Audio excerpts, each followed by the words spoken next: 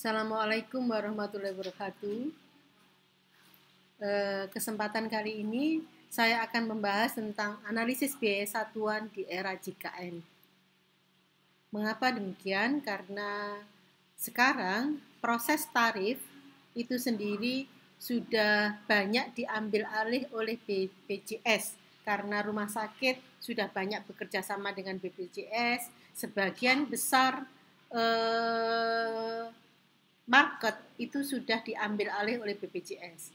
Meskipun penentuan tarif yang dilakukan oleh rumah sakit untuk pasien umum itu masih ada celahnya, tetapi sebagian besar tarif sudah ikut di BPJS. Sehingga kita sekarang kalau seperti itu, apa gunanya kita melakukan analisis biaya?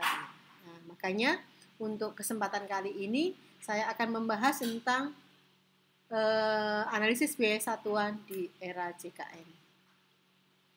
Berdasarkan Undang-Undang SJSN dan Undang-Undang BPJS, maka skenario pelaksanaan dari seluruh undang-undang yang terkait dengan SJSN dan BPJS itu membuat pola kehidupan baru dalam sistem pelayanan kesehatan di Indonesia, sehingga terjadi reformasi bidang kesehatan, terjadi tsunami yang menghantam seluruh proses pelayanan kesehatan. Sehingga pola pelayanan kesehatan itu menjadi berubah 180 derajat. Kalau kita lihat bahwa pola pelayanan kesehatan yang dulunya bebas merdeka itu berubah menjadi sebuah pelayanan yang terikat. Diikat oleh apa? Diikat oleh kontrak. Dalam hal ini rumah sakit dikontrak oleh BPJS. Sehingga mau tidak mau tidak ada kebebasan yang dimiliki oleh rumah sakit karena semuanya sudah ada di dalam kontrak. Apa yang terjadi di dalam perubahan konsep berpikir sebelum dan sesudah JKN? Kita lihat berdasarkan dimensi pemasaran, ada perbedaan misalkan mulai dari produk pelayanan. Sebelum JKN, maka produk layanan rumah sakit itu bebas. Rumah sakit mau bikin produk apa saja, terserah. Nanti dikasih nama apa, harganya berapa. Tapi sekarang semuanya terkendali di INA-CBJS. Kalau tidak ada di dalam INA-CBJS nama produknya, maka tidak mungkin bisa terbayar. Itu yang kita sebut sebagai di era JKN semuanya terkendali. Orientasi. Kalau dulu orientasinya pada demand, maksudnya adalah pada apa yang diminta oleh konsumen. Konsumen minta A, dilayani A, B, B, C, C. Toh yang membayar konsumennya langsung. Nah, saat ini semua pelayanan haruslah berdasarkan objective needs. Tubuhnya konsumen itu membutuhkan apa? Karena kalau tidak berdasarkan objective needs, berdasarkan apa yang disampaikan oleh konsumen saja, maka rumah sakit akan merugi. Karena JKN dalam hal ini BPJS hanya akan membayar sesuai dengan apa yang ada di dalam tubuh pasien itu sendiri. Sehingga penyakit atau kondisi kesehatannya pasien itu membutuhkan pelayanan apa, itulah yang disebut sebagai objective needs yang nanti harus diterjemahkan di dalam sebuah pelayanan yang harus dilayani. Dulu customer itu tidak terorganisir, mereka bisa datang dan pergi bebas semau gue. Tidak ada yang mengorganisirnya. Sekarang semuanya terorganisir satu, pasien BPJS. Demikian juga segmen, kalau dulu multi segmen, ada segmen A, segmen B, segmen C, sekarang lebih pada single segmen, segmennya BPJS. Sehingga proporsi segmen, kalau dulu pasien umum jauh lebih banyak dibandingkan asuransi.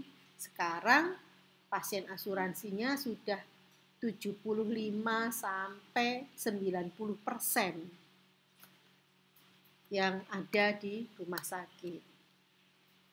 Sehingga kalau dulu pada saat kita melakukan sebuah segmentasi pemasaran, yang kita lakukan adalah mensegmentasi, mengelompokkan pasien berdasarkan kondisi ekonomi, sosial, dan geografi. Kalau saat ini yang harus dilakukan adalah berdasarkan pengelompokan segmentasi PPK 1. Rumah sakit ini kira-kira berdekatan dengan PPK siapa saja, karena PPK 1 itulah yang mensupport pelayanan atau mensupport pasien yang ada di rumah sakit. Hal ini juga kita ada bedanya antara tarif sebelum dan sesudah JKN. Kalau sebelum JKN, tarif itu parsial. Pemasangan infus sendiri, rawat inap sendiri, tindakan A sendiri, B sendiri, C sendiri. Kalau sekarang semua pelayanan atau semua tarif itu berdasarkan paket. Pasien dengan seksio sesaria tanpa penyulit misalkan. Kalau dulu antara pasien A, pasien B, pasien C sama-sama seksio sesaria tanpa penyulit, mungkin tarif yang dibebankan secara total untuk masing-masing pasien bisa berbeda-beda. Tetapi saat ini kalau kondisinya atau diagnosenya sama, meskipun pelayanan yang diberikan ada perbedaan sedikit-sedikit, maka paket tarifnya sama, yaitu paket inasi bijis untuk pasien seksio sesaria tanpa penyulit. Sebelum JKN, lama perhitungan hari rawat, inap, dan volume pelayanan itu sangat menentukan besarnya pendapatan. Kalau saat ini tidak memperhitungkan hari rawat dan volume pelayanan, yang diperhatikan hanyalah ketepatan diagnose, karena satu diagnose yang sama akan diberi tarif yang sama. Dulu tarif ditentukan oleh rumah sakit serta pemerintah daerah. Saat ini tarif ditentukan oleh BPJS. Sehingga kalau dulu konsumenlah, pembayarlah yang harus menyesuaikan. Saya memilih yang mana dan seterusnya. Saat ini fasilitas kesehatan atau rumah sakitlah yang harus menyesuaikan. Kalau tarif yang ditentukan oleh BPJS seperti itu, apa yang harus dilakukan rumah sakit supaya bisa memberikan pelayanan yang efektif tapi efisien? Apa yang harus dilakukan oleh rumah sakit? Rumah sakit harus dikelola berdasarkan kaidah efektif dan efisien. Dengan cara apa? Maka mau tidak mau kita harus menata mindset baru, yaitu batasan pelayanan menjadi sangat sempit. Yang harus kita lakukan adalah melakukan kegiatan secara cepat, tepat, aman, dan lengkap. Cepat dalam diagnose, cepat MRS-nya, cepat terapinya, cepat sembuh, sehingga cepat pulang. Tepat diagnose, tepat waktu, tepat MRS, tepat terapi, sehingga tepat hasilnya, akhirnya tepat KRS-nya. Aman secara medis, aman secara hukum, akhirnya aman secara keuangan. Lengkap informasi medik dan lengkap persyaratan klaimnya. Kalau ini dilakukan semua, maka kita baru bisa melaksanakan kegiatan ini dengan baik. Bagaimana pengelolaan rumah sakit itu bisa dilakukan secara efektif dan efisien? Yang pertama, mau tidak mau kita harus menghilangkan waste, hal yang tidak perlu. Kita harus melakukan standarisasi prosedur dan penggunaan resources. Misalkan harus ada clinical pathway. Pengelolaan cost harus diarahkan untuk tercapainya tingkat efisiensi, sehingga analisis biaya satuan itu bisa dipakai sebagai alat untuk melakukan monitoring. Perlu adanya sebuah dashboard pembiayaan, biasanya dikaitkan dengan sistem informasi sebagai alat bantu manajerial supaya kita tahu bahwa sebuah kasus sudah mendekati total biaya yang didapatkan dari inasi bijis misalkan. Sehingga kita bisa melakukan pengambilan keputusan lebih lanjut. Karena revenue itu dihasilkan dari sebuah utilisasi atau kunjungan dengan harga paket inasi bijis, maka penyesuaian dengan persyaratan adalah sangat penting. Karena kalau utilisasinya sudah 90% pasien kita dari BPJS, tapi ternyata semua persyaratan pengelolaan klaim itu tidak baik, maka kita tidak akan mendapatkan klaim itu kembali. Jadi semuanya akan berakhir menjadi piutang. Itu semua akan mengganggu pendapatan rumah sakit. Pengelolaan rumah sakit secara efektif dan efisien, mau tidak mau, rumah sakit harus mempunyai standar pelayanan. Apakah dalam bentuk PPK, formularium, clinical pathway, SOP, bahkan sebuah standar audit. Mau tidak mau, rumah sakit harus menerapkan sebuah konsep manajemen yang terstandar, misalkan melakukan lean hospital, atau melakukan sebuah pendekatan, misalkan sebuah proses manajemen yang lain, tidak harus dalam bentuk sebuah lean hospital. Bisa melakukan pendekatan manajemen yang tanda petik selalu dilakukan sebuah cycle penekanan penjaminan mutu dan juga perbaikan untuk melakukan efisiensi dan efektivitas. Rumah sakit harus mengetahui besarnya biaya yang dikeluarkan untuk memberikan pelayanan. Dalam hal ini, rumah sakit mau tidak mau harus melakukan analisis biaya dan menghitung unit cost. Untuk apa? Hal ini dipakai sebagai alat monitoring, sekaligus sebagai alat bantu untuk menentukan efisiensi pelayanan dan akhirnya memperjelas jasa pelayanan.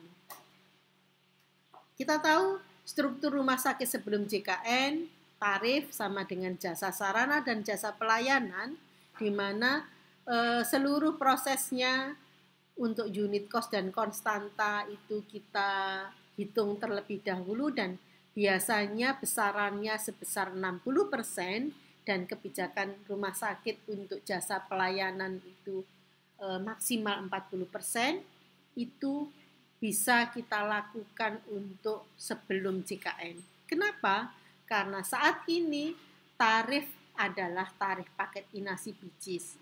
Sehingga semua tarif paket inasi bijis itu dalam pelaksanaannya sebelum kita membagi jasa pelayanan harus kita kurangi dulu dengan unit cost paket dan profit yang kita gunakan untuk jasa sarananya rumah sakit. Kalau ada sisa, barulah sisa itu sebagai sebuah jasa pelayanan.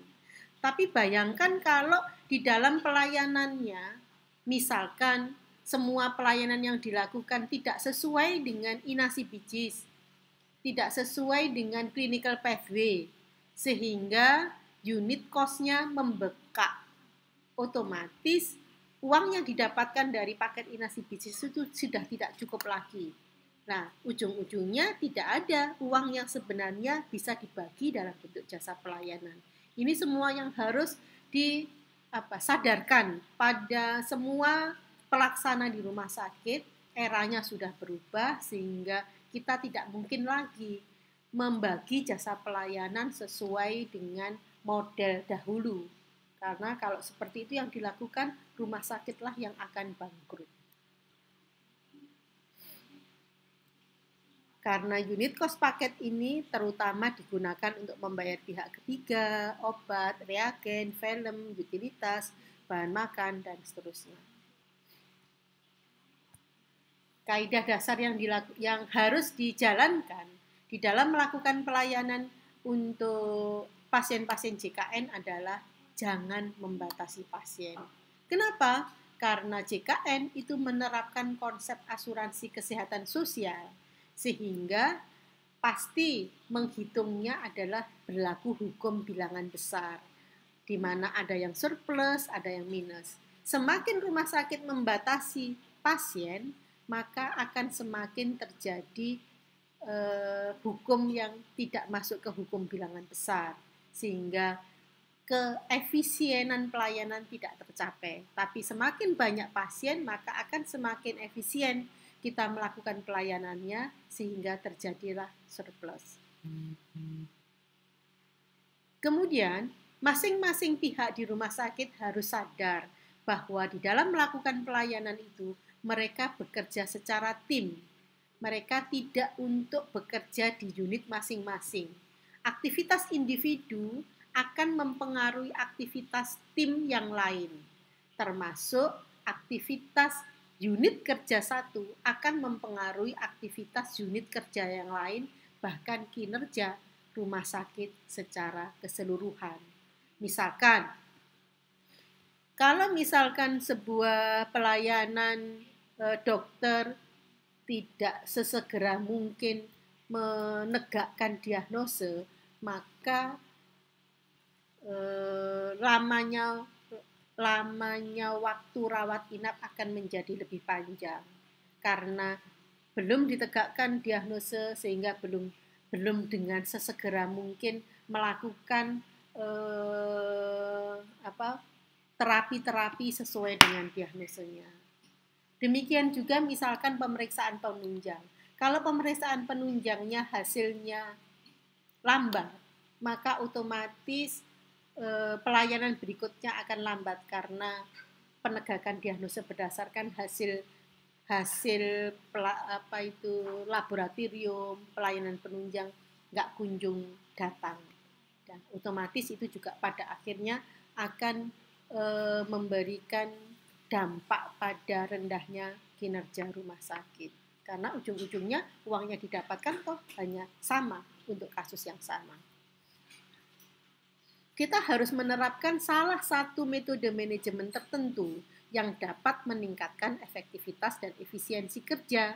Apakah mau menggunakan lean hospital, atau menggunakan problem solving cycle, atau menggunakan pendekatan manajemen yang lainnya.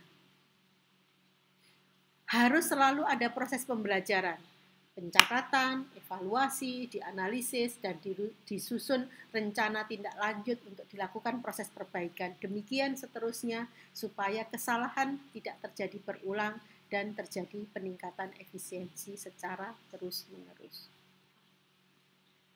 Apa yang dibutuhkan oleh rumah sakit supaya bisa melakukan itu semua?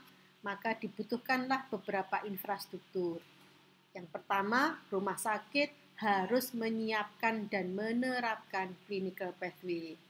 Ada beberapa rumah sakit yang saya tanya, sudahkah punya clinical pathway? Sudah, tapi ternyata belum diterapkan. Nah, itu kan sama dengan bohong.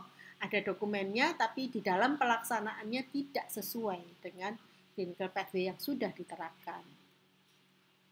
Yang kedua, mau tidak mau harus disusun unit cost paket pelayanan dilengkapi dengan struktur unit cost-nya, supaya tahu bahwa ternyata misalkan untuk pelayanan seksio-seksaria tanpa penyulit, clinical pathway-nya ABCD itu ketemu rupiahnya sekian, sehingga nanti rumah sakit juga bisa melakukan negosiasi, advokasi dengan pihak BPJS melalui Persi. Karena kalau rumah sakit datang sendiri ke BPJS kan nggak mungkin, jadi melalui Persi maka kita bisa melakukan sebuah negosiasi atau advokasi. Penerapan SIM, terutama aplikasi billing, aplikasi pelayanan, dan aplikasi keuangan yang terintegrasi dan real time. Yang keempat, harus ada SPO tentang audit proses pelayanan, supaya kalau ada pelayanan-pelayanan yang dirasa melenceng, tidak sesuai dengan SOP, sesegera mungkin bisa dikembalikan ke asalnya, sehingga clinical pathway itu bisa dijamin pelaksanaannya. Adanya tim pengendali untuk pelayanan KSO. Jangan sampai pihak rumah sakit itu hanya sebagai alat untuk memperkaya pihak yang KSO-nya. Jadi kelihatannya pelayanannya rame, ternyata uangnya habis untuk pihak ketiga. Seperti itu.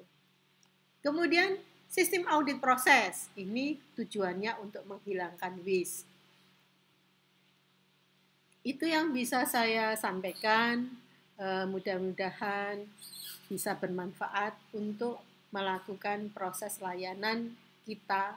Apa sebenarnya tujuannya tadi sudah jelas, bahwa kita tetap harus menghitung unit cost meskipun kita sudah berada di era JKN. Tujuannya adalah untuk mengecek seberapa efisienkah pelayanan kita dan untuk melakukan advokasi dengan pihak BPJS melalui pihak Persi. Demikian yang bisa saya sampaikan. Terima kasih. Assalamualaikum warahmatullahi wabarakatuh.